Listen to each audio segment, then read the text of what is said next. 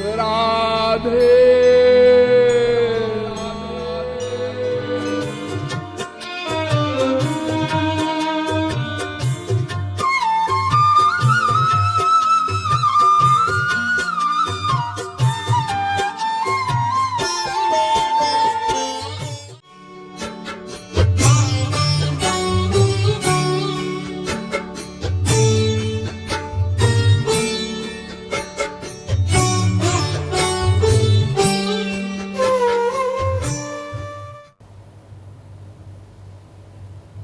भगवान के अवतार काल में लोग भगवान को प्राकृत देखते हैं, ये उनकी दृष्टि का भ्रम है। कैसे? जैसे तेजोवारि मृदाम यथा विनिमयो, जैसे किसी को कांच में पानी का भ्रम हो जाए और पानी में कांच का भ्रम हो जाए। अब पानी और कांच तो अलग हैं, कांच तो पृथ्वी का विकार है, लेकिन जिस प्रकार से पानी में कांच का भ्रम हो जाता है, कांच में पानी का भ्रम हो जाता है, इसी प्रकार से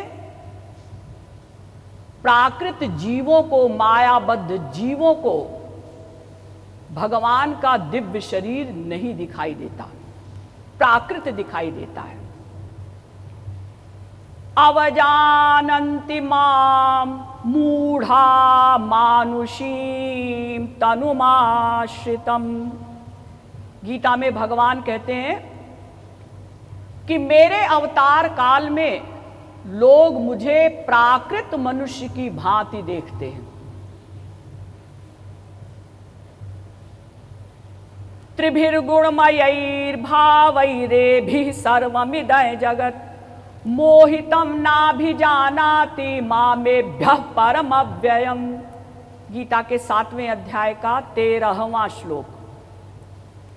भगवान कहते हैं कि जीवों की बुद्धि 3 गुण के अंडर में है, सत्वगुण, रजोगुण, तमोगुण।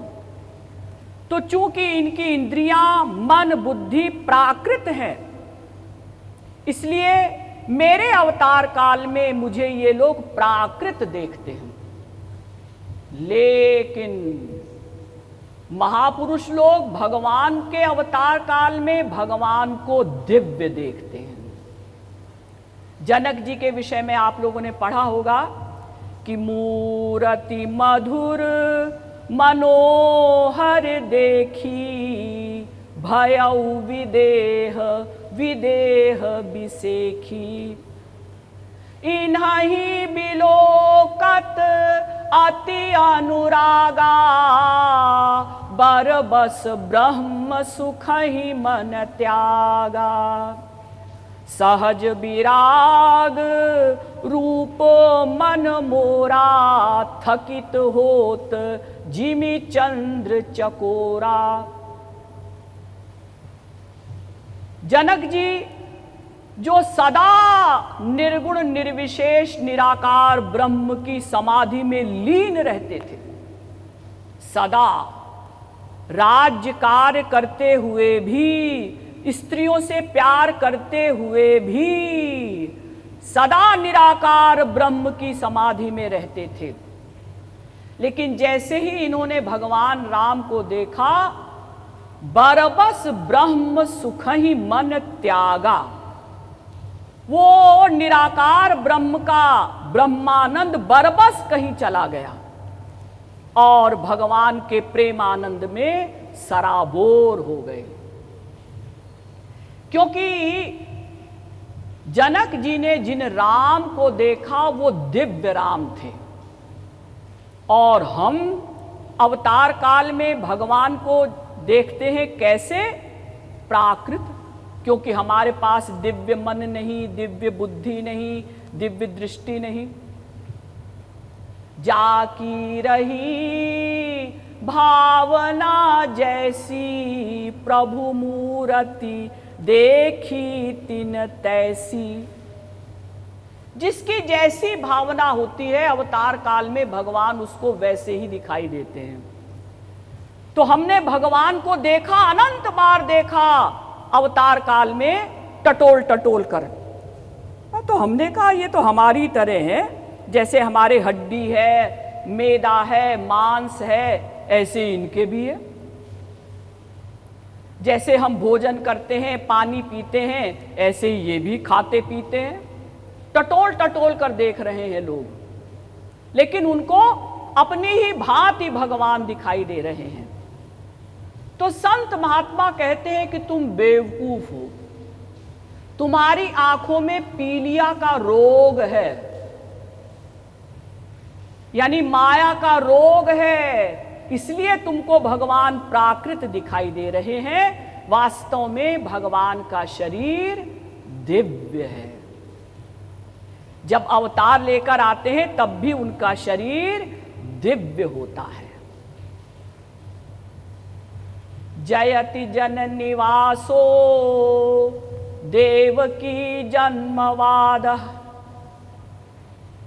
भागवत के 10वें स्कंद के 90वें अध्याय में कहा गया कि भगवान दिव्य हैं। तमेकम गोविंदम सच्चिदानंद विग्रहम। गोपाल पूर्व तापनीयोपनिषद का 33वां मंत्र। तमेकम गोविंदम सच्चिदानंद विग्रहम। भगवान का विग्रह सच्चिदानंदमय है। अर्धमात्रात्मको रामो ब्रह्मानंदैक विग्रह। वेद कहता है भगवान का शरीर आनंद स्वरूप है, आनंदमय है, दिव्य है। सत्य ज्ञानानंतानंद मात्रैक रसमूर्तयः।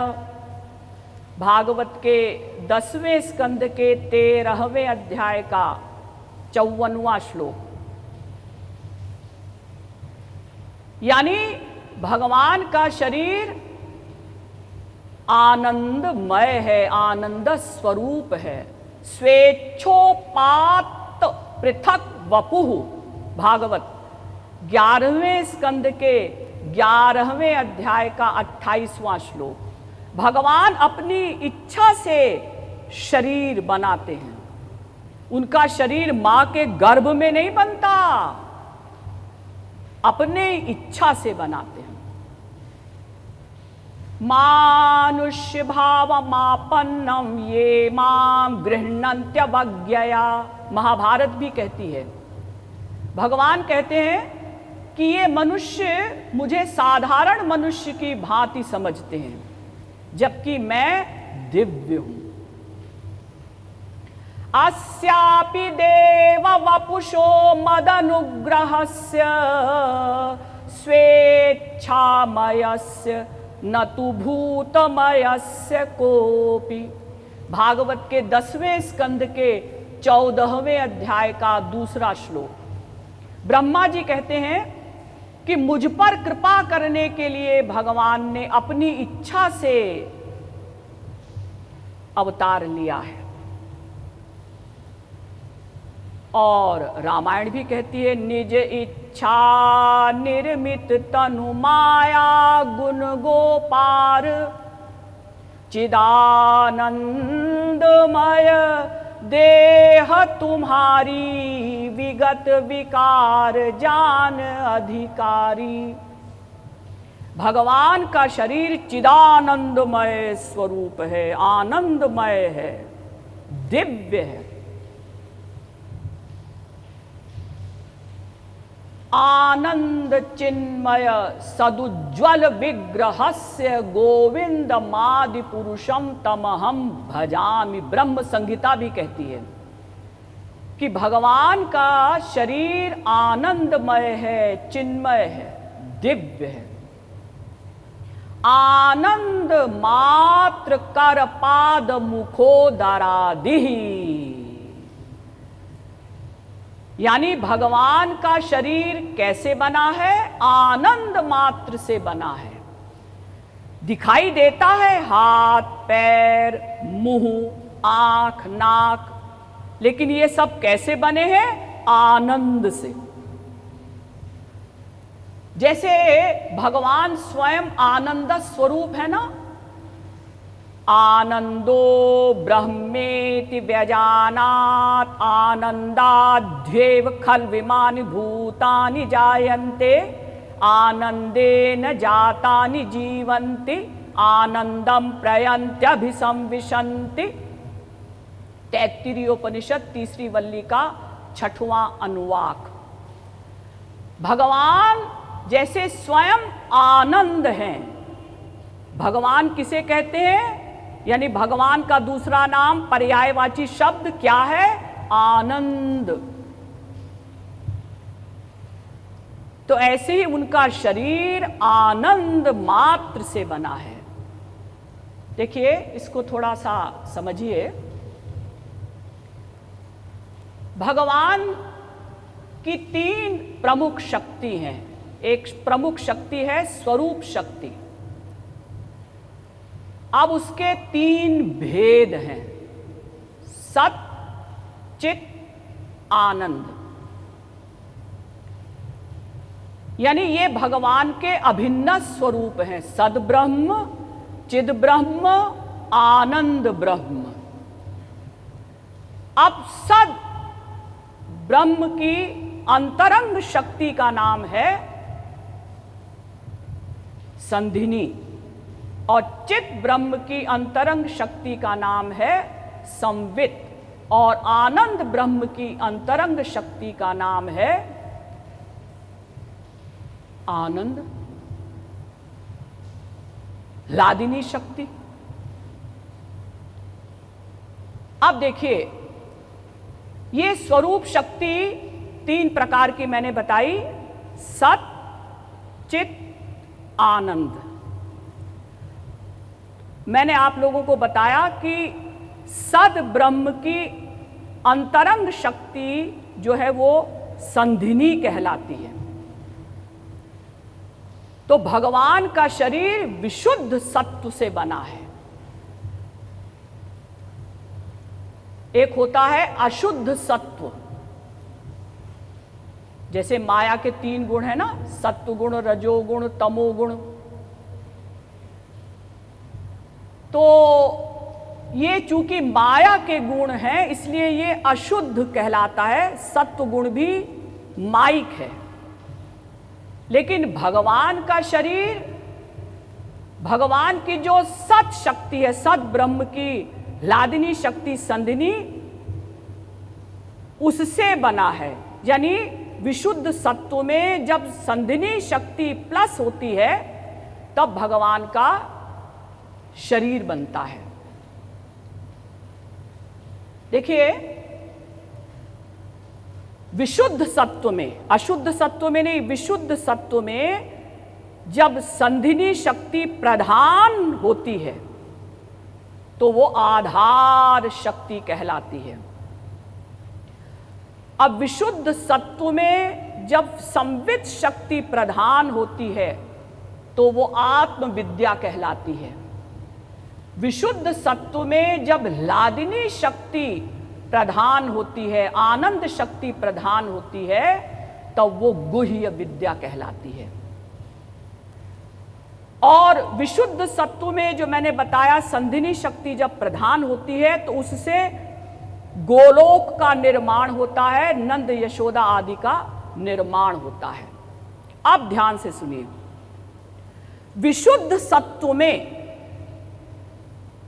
जब लादिनी शक्ति, मैंने बताया था ना 3 शक्तियां हैं, सत, चित, आनंद। तो विशुद्ध सत्व में जब संधिनी शक्ति जो सत की अंतरंगा शक्ति है, संधिनी शक्ति भी प्रधान होती है। विशुद्ध सत्व में जब संवित शक्ति भी प्रधान होती है और लादिनी शक्ति, तीनों शक्ति प्रधान होती हैं, तब उससे भगवान का ये शरीर बनता है। यानी भगवान का शरीर कोई अलग नहीं है। भगवान जो सच्चिदानंदमय है ना, वो ही उनका शरीर है। इसीलिए भगवान के शरीर के विषय में कहा गया कि लोकाभिरामां स्वतनुम धारणा ध्यान मंगलम योग धारणयाग्नेया दग्ध्वा धामा विशत्स्वकम। भागवत के 11वें स्कंद के 31वें अध्याय का 6वां श्लोक।